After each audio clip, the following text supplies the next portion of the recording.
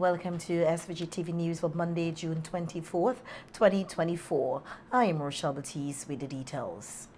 Amendments are to be made to 3 pieces of legislation, including the Representation of the People Act. This announcement was made today by Prime Minister Dr. Ralph Gonsalves at the launch of the V-SWIFT project. According to the Prime Minister, the amendment aims to keep up with modern politics by allowing teachers and other public servants to run for political office. An amendment to the Representation of the People's Act to permit teachers and particular categories of public servants to run for office without requiring resignation and take leave, putting that in place. You have been asking for that. It's fine with me. I don't have any worry about this. In fact, I think it's a good step. Some say it should have happened before, but everything in its good time. The Prime Minister, who chairs the Legislative Committee, met today to deliberate on the proposed amendments. Prime Minister Gonsalves stated that the other 2 amendments will address the Town and Country Planning Act and the Land Registration Bill. We are going to amend the Town and Country Planning Act, given all the changes which are taking place in the construction sector, in the planning, and in the organization of our physical resources. And then we are going to have a land registration bill to get away from the old system. Camilo, Winston, part of the overall project in which this is lodged, this V-SWIFT. So that these long leads, which you have been accustomed to, will be a thing of the past. It will be a title by registration, more efficient, less costly. In recent times, several legislative amendments have been made as some laws were deemed outdated. And transacting business at the Customs and Excise Department will be made much easier with the Vinci Single Window for Trade Facilitation, V-SWIFT. Speaking at the launch of V-SWIFT today, Comptroller of the Customs and Excise Department, Selwyn De Silva, said 16 government agencies are on board. This system will allow information to flow across sectors using one entry point. Implementation will occur in phases, with full implementation expected within 2 years. Electronic single window will be a single entry point for traders to submit customs declarations, licenses, permits, certificates, and other documentation to fulfill regulatory requirements as well as process payments. It will not only facilitate a smoother and faster trade process, but will ultimately save time and money. The establishment of the V-SWIFT will see the Customs and Excise Department transforming from a heavily reliance on paper to one of a paperless environment. This will present huge cost savings to central government on all the players involved in trade and supply chain logistics, as there will be no need for the submission of paper documentation for import, export, and transit. V-SWIFT forms a major component of the Caribbean Digital Transformation Project. The Comptroller assured businesses and citizens that V-SWIFT will also be cost-effective for them. The business community can be assured that they will not have to wait for the year 2026 to begin experiencing the benefits that V-SWIFT has to offer, as the benefits will be introduced on a phased basis. Plans are in the advanced stages to implement and facilitate a payment within the 3rd quarter of this year. This will provide yet another payment method apart from what currently obtains. Also in the 3rd quarter, the department intends to eradicate the submission of the import declaration. This will be a real game changer in the elimination of paper and the need to come to the custom to submit a declaration. Other procedures are currently under consideration to be automated, and will be communicated to all stakeholders as they materialize. Minister of Finance, Economic Planning and Information Technology, Camila Gonzalez, welcomes the implementation of V-SWIFT, which he believes will address several issues at the Customs and Excise Department, including identifying unscrupulous importers. The Finance Minister said that for too long, some individuals have evaded paying their dues through underhanded business transactions. From my side, from the Ministry of Finance side, from the compliance side, from Edmund Jackson's side, it's going to be very useful for us to be able to pull up documentation. Very often, less than scrupulous importers rely on the inefficiencies of the system,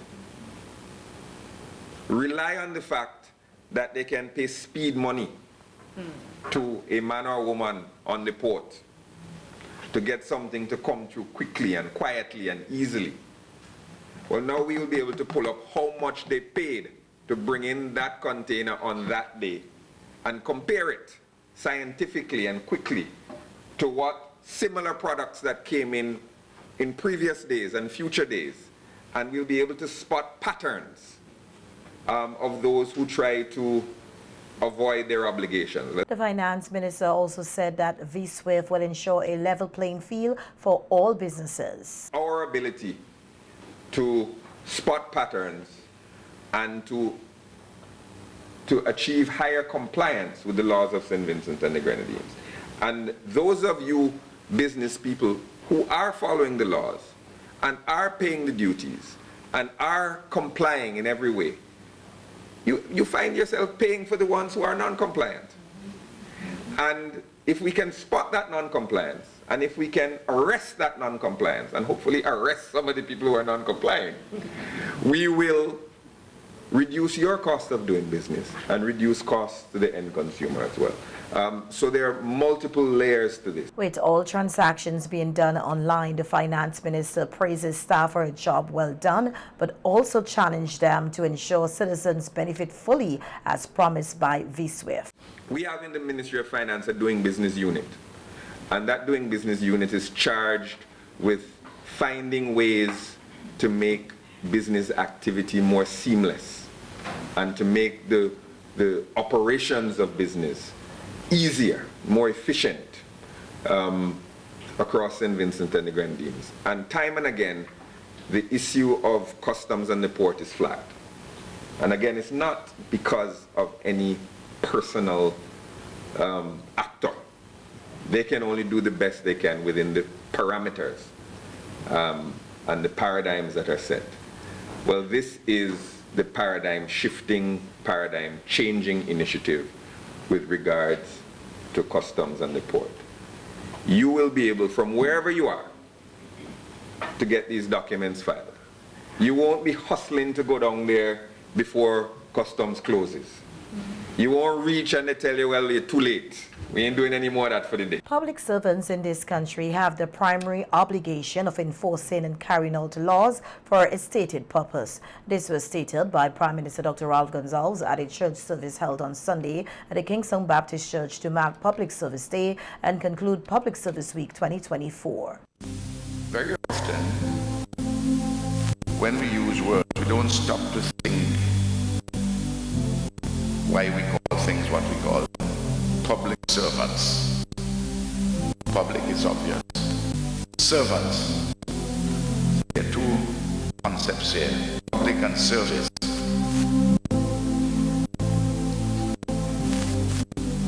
For even the Son of Man came not to be served, but to serve, to give his life a ransom to me.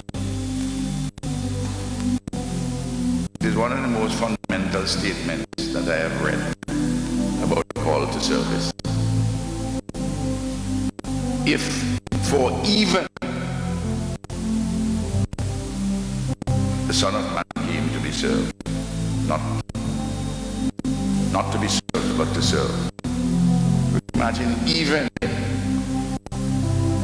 came to serve, much less to you and I. For even, that's how that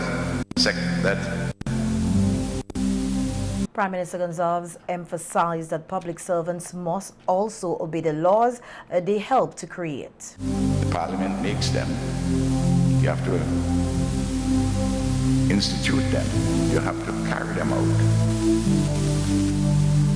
How do you do this?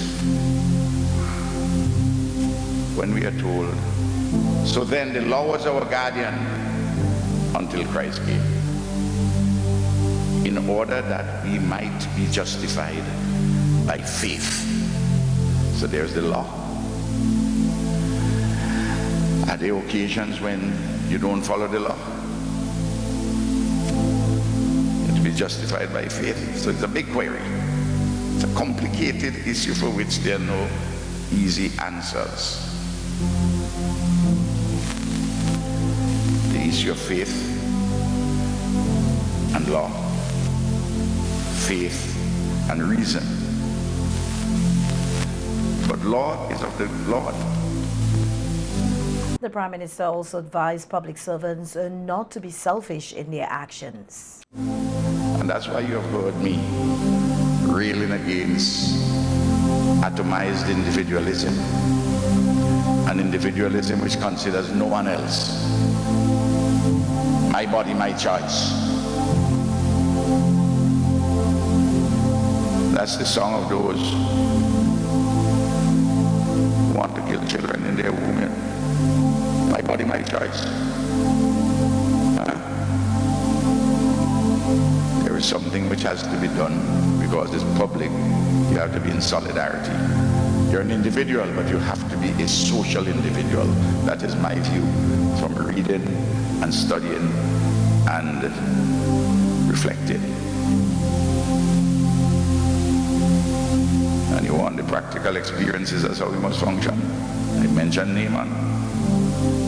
There's Daniel and his 3 companions. This is peculiar things happen, you know, you're put in places.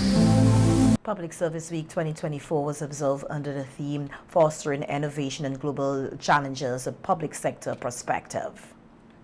In other local news now, we hear that the National Emergency Management Organization, NEMO, continues to revise its disaster emergency management plan, including preparing members of the public for any eventuality. This was stated by Deputy Director of NEMO, Kenson Stoddard, who was a panelist on SVG-TV's Viewpoint program last evening, discussing the 2024 hurricane season, which is predicted to be extremely busy, and whether the disaster management agencies are ready. The shelters, public shelters, schools and the churches. So those exercises took place between April and May. Once that is completed, we would present the final shelter list. So that list is now out, it's available. It should be on our Facebook page or website and the likes. Once that is completed, we have to switch our focus to building capacity. So we've done a lot of workshops along those lines. Some of the workshops may include things like initial damage assessment. So we empower communities to collect initial data once there's damage in the communities. And one of the things about St. Vincent and the Grenadines, we have some remoteness in the northern section of the island and in the Grenadines. So those communities could become cut off, even Mesco, and those communities become cut off if there's a hydrometeorological event, especially a rainfall event. So we've done initial damage assessment training, we've done EOC management training, because also we want communities to be able to stand up an EOC. You need to say what the EOC Emergency Operations Center training. Okay. All right, so we've done training with constantly building the capacity of persons in the system to be able to man an EOC if there's an emergency. Senior Education Officer for Research and Safety in the Ministry of Education, Dr. Idalia Ferdinand, who is also a panelist on the program, said the Ministry of Education has been working closely with NEMO to execute their school safety program. Ferdinand said the 3 pillars of the program are safety and continuity, disaster risk reduction, and resilience in education. If you look at the first one in terms of our safe school facilities, again, we work closely with NEMO so that when the shelters are being assessed, they're not just being assessed as shelters, but we have merged the tool that they use for shelter management, as well for the shelter assessment, as well as our tool that we use for the school assessment. So when the assessment is done, we have a broad picture of where the gaps are in terms of what needs to be addressed and so on, and that information can be passed on to BRACSA so that things can be improved. Also, you know that there's a regular maintenance program that is done on schools every year to ensure that certain things are upgraded, maintained, and definitely we will not cover everything. There will always be gaps, but we do our best to ensure that the facilities, especially because of the fact that we rely on them for emergency shelters, are kept in, good condition. In addition to that, not all schools are shelters, but we do have to be in a position where, even though it's not a designated shelter, that it can be used. And we saw that happening during the eruption, where we were not able to use the schools in the red and the orange zone, and we practically had to use most of the schools in the yellow and the green zones.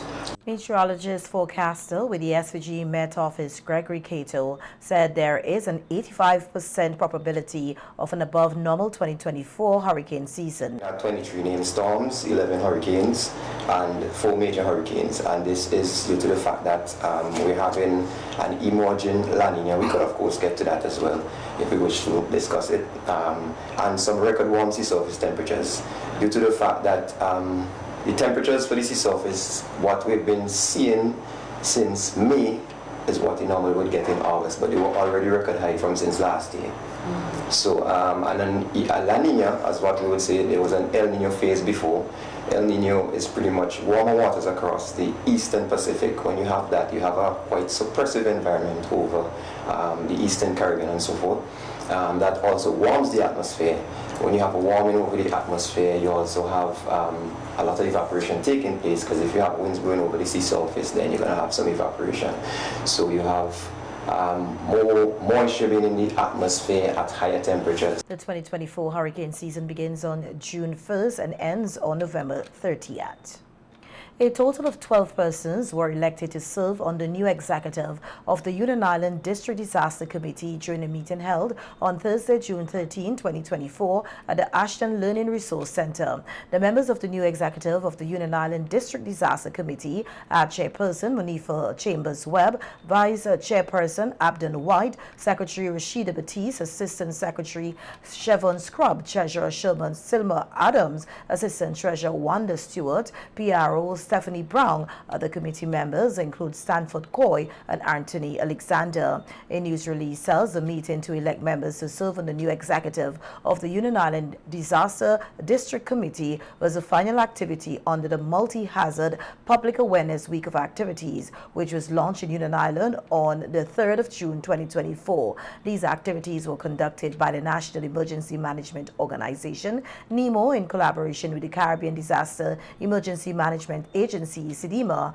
coordinating unit, and building the resilience of the CARIFORUM states to disaster risk and climate change impacts, 11th EDF. Now we hear that this evening's clash between Bangladesh and Nepal at the Arnoldville Sporting Complex will be the final match hosted in SVG for the ICC T20 World Cup 2024. On NBC Radio this morning, Marketing Development Officer with the Carnival Development Corporation, Ezzy Roberts, expressed their happiness for the opportunity to twin Vincy Miles with the World Cup cricket matches, noting the international exposure St. Vincent and the Grenadines receive from hosting 5 of the matches under the slogan Runs and Rhythms, which he said has been very successful thus far. I mean, you know, cricket is something that brings a lot of persons together. You don't have to be friends to meet at cricket. When you meet, you become friends there. Yeah. That's how it is. Regardless to which country you're from, which island, or whatever. So it's something that brings persons together. Similarly, carnival by nature is like that. Persons go and they play mass and they have no friends in the band, and within the 4 hours on the road, they make friends with everybody in a section. Mm-hmm. So they have that similarity where both things bring persons together. One of the added benefits of us twinning Vincy Miles with the cricket, the media attention that you receive worldwide in terms of selling us St. Vincent and the Grenadines as a destination. It was major, and also for us to be able to sell Vincy Mas, showcase our culture and talent generally. I've seen matches in some of the other islands where the entertainment is either there's no entertainment or very little, but we have had package presentations at the various games, and so we had carnival costumes, we had the rhythm section keeping stand alive, and we also had the pitchy patchy, we had the dancers, we have the cheerleaders on the platforms, and so many things were happening outside of the actual cricket on the field. So it gave us that opportunity. We had, for example, at the entrance for the last match, we had also added the bobber dancers and so forth. We have the string band, we have the drummers, Rosehart drummers and Rosebank drummers and so forth. So we had that opportunity, and we certainly utilized it to put our cultural elements out there for the rest of the world to see. Robert said since the matches started here, the entertainment has been excellent, and they will be ending things on a high note. Vincy Mas 2024 will kick off this Friday, June 28th, with the Calypso semi-finals. Robert said they are ready to get the show on the road. The other day we were 2 months away from Carnival, and now we are here just a few days away. And we at the CDC, we are prepared for persons who are living in Kingston and who would have passed through Victoria Park and would have had that opportunity to see what is happening here. The stage is already up, the ramp in place, the backstage is ready. We are at a state of readiness for Friday's activity. We still have some finishing touches to do, some system to go in and so forth, but by and large we are quite ahead in terms of our physical preparation of Victoria Park for Vincy Mas 2024. So 22 Calypso. Show now, Calypso semi-finals. You know, over the years, Calypso, it has been a very competitive environment when it comes to Calypso and St. Vincent and the Grenadines. And the semi-finalists will be trying to get into the finals, and you know they're going to be bringing their A game. And we can expect much entertainment from the folks presenting their songs. And included this year, an added attraction will be the extempo competition. We know that extempo basically had faded for a while, and the CDC decided this year to encourage the tents to get back into the extempo business, and we selected one individual from each of the 10 graduates, the upstage and on tour, for participation in the finals, where they're going to be winning a cash prize. So that is something that persons are looking forward to as well.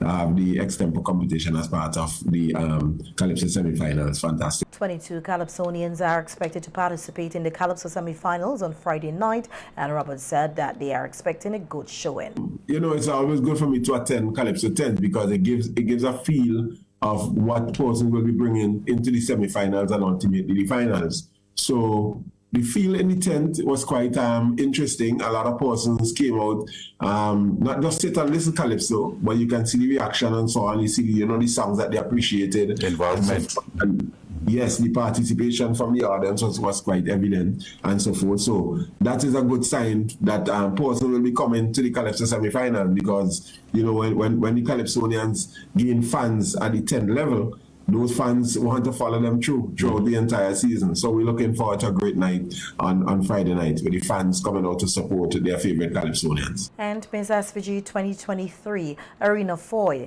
says she is pleased with her reign thus far. Speaking to SVG-TV News on the sidelines of the unveiling of the Miss SVG 2024 contestants recently, Foy said she feels accomplished, having participated in a number of projects. Now a part of the Youth Advisory Council, the Prime Ministerial Youth Advisory Council.